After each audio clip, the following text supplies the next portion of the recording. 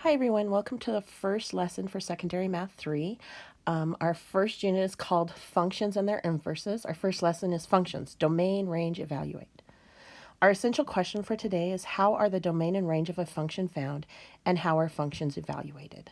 So the first thing we're going to do is talk about a few vocabulary words and then we'll work on some practice problems. So our first word is relation, and a relation is a set of input and output values, usually represented in ordered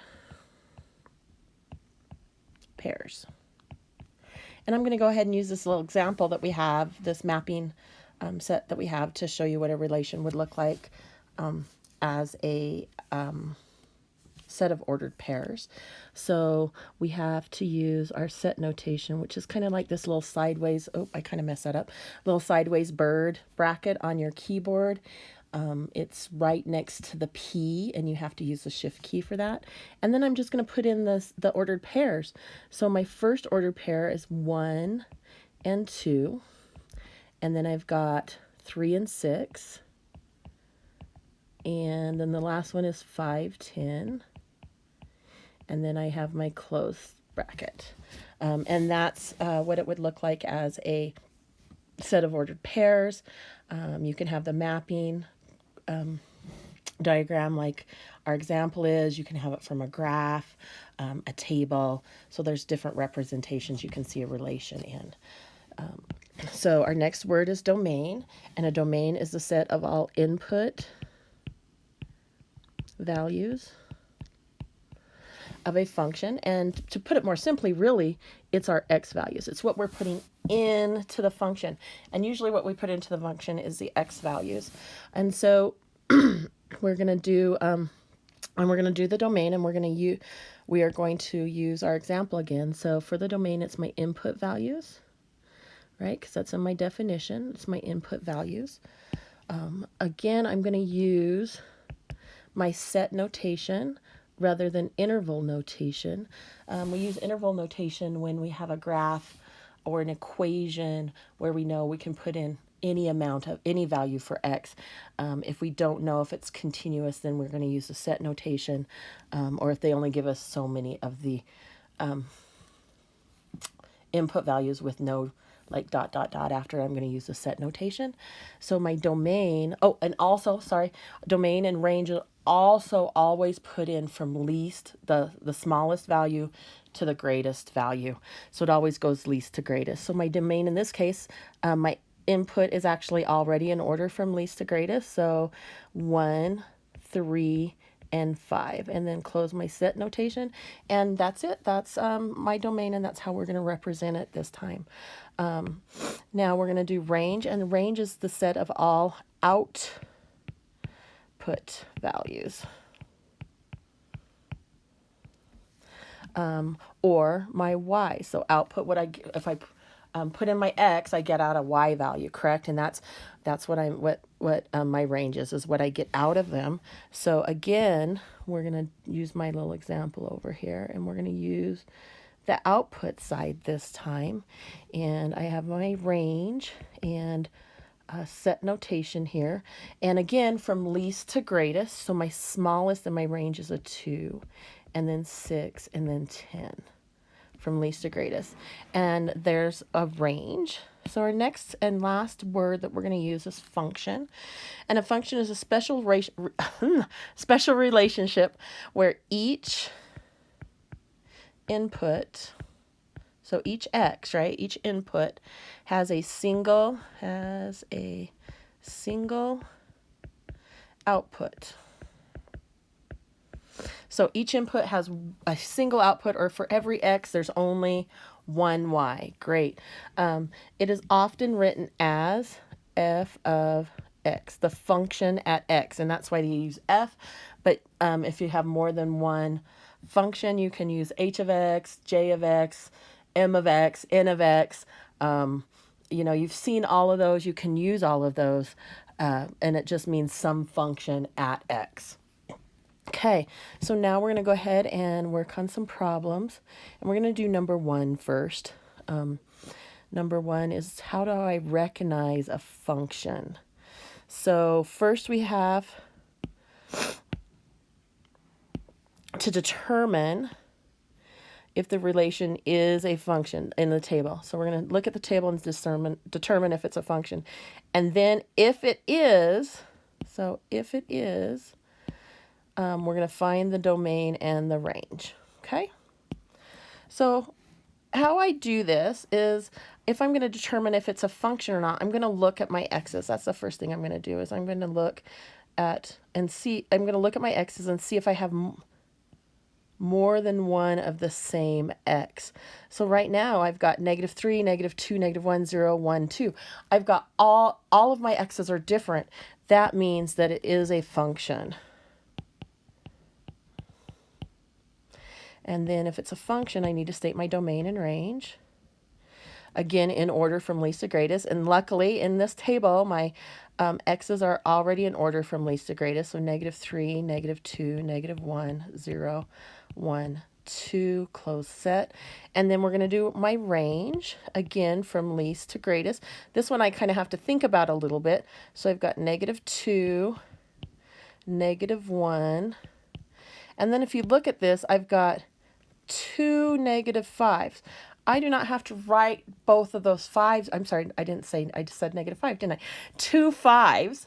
I don't have to write that down both times. I just have to write it down one time. If a number is duplicated, I only have to write it once. So I've got -2, -1, 5, 6, and 7. And there is my range. Okay. Good job, you guys. Again, our directions say, for the next one, determine if the relation given by the mapping diagram is a function. Then it says, if it is, so only if it's a function, find the domain and the range. Okay, so I'm going to look at my input. So I'm going to label this so I know this is my input. How do I know it's my input? Because I'm taking the whatever's in this one and it's going through something to get to my output.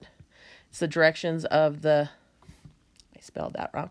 The directions that the arrows are going in should tell you which one's the input and which one's the output. So A is just going to one thing. B is just going to, let's see if I can follow that arrow, just the one thing. C is going to red and yellow. Oh, so I have one of my x's that has two, or one of my inputs that has two outputs, not a single one. It has more than one. So that means that this is not a function. I don't have to look at any of the rest of them, or in this case just D, because as soon as I find one, it's not a function. Okay. Great. So the next thing we're going to look at is C. It says, again, determine if the set of ordered pairs is a function. Okay. If it is, same directions, find the domain and range. Okay. So in this one, in my set of ordered pairs, what I'm going to look at first is just the x values.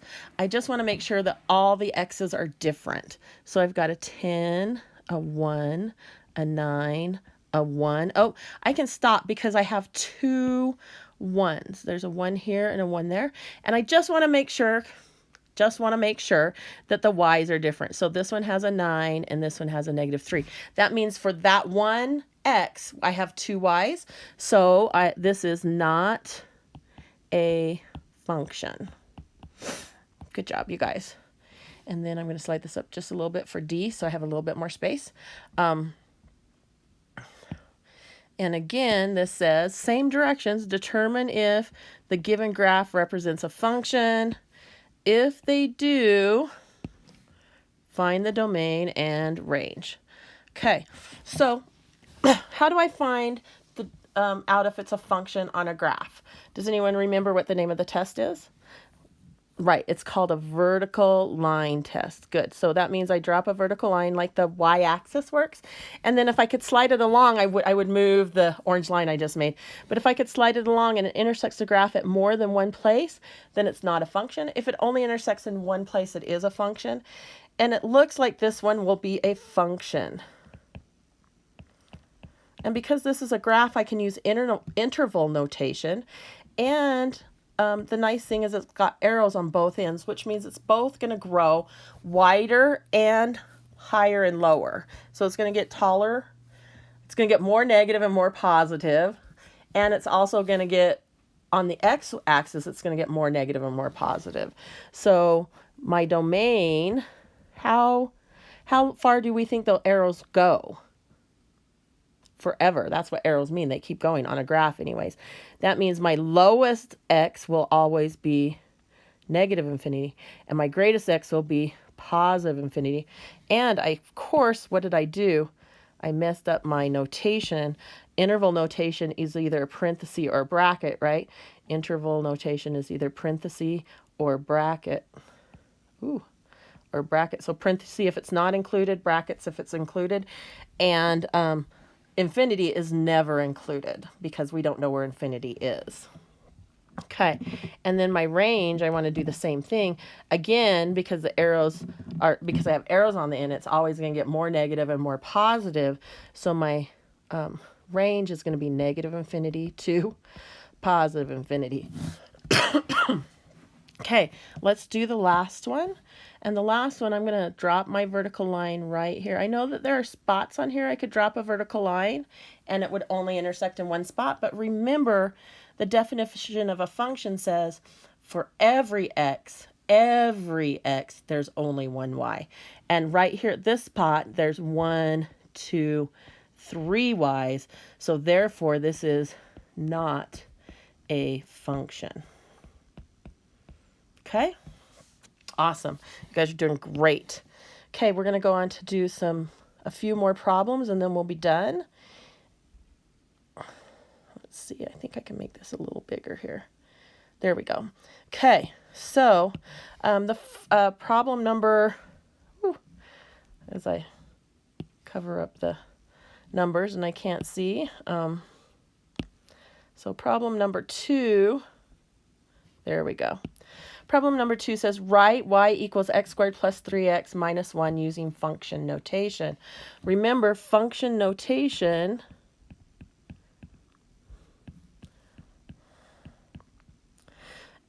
basically is f of x, the function of x. So I'm going to take my y and I'm going to replace it with f of x, and that's all there is to this one. So instead of y, I'm going to say f of x equals x squared plus 3x minus 1. Now, if you have a problem that has x and y on the both side, you'll have to get the y by itself before you can write it as function notation. Okay? So number 3 says evaluate the functions.